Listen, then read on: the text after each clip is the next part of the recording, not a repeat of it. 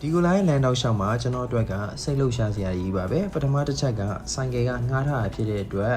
တော်တော်လေးကို view ဆိုင်ပြီးတော့ပြင်နာဆိုင်ကင်အောင်မောင်းလာရပါတယ်နောက်တစ်ချက်ကကြတော့ Google Map ပြဿနာပါ Google Map ကြည့်ပြီးတော့မောင်းတာဖြစ်တဲ့အတွက်လမ်းကြားလေးတွေထင်အောင်ထင်မှားဖြစ်တဲ့လမ်းတွေကိုဝင်မိတာ၄-၅ ခါလောက်ရှိပါတယ်မားတယ်ပြန်ထွက်တယ်ပြန်မောင်းတယ်အဲ့လိုမျိုးမောင်းလာရပါတယ်တကယ်တမ်းစဉ်းစားကြည့်ရင်ဒါကကျွန်တော်တို့ဘဝအတွက်အရိုးရှင်းဆုံးနဲ့အကောင်းဆုံးဥပမာတစ်ခုအနေနဲ့ယူဆလို့ရတယ်ဘဝပန်းနိုင်တွေကိုရှောင်လန်းတဲ့အခါမှာမှားတာတွေရှိမယ်ဖြောင်ပြူရဲဆိုတော့ခက်ရှာရှာပေါ့နော်အမားတွေကနေသင်ယူမယ်ပြန်ထမယ်ပြန်ယုံထွက်မယ်လမ်းမှန်ကိုရောက်အောင်ကျွန်တော်တို့ကြိုးစားပြီးတော့ရှောင်လန်းကြရတာပဲပေါ့နော်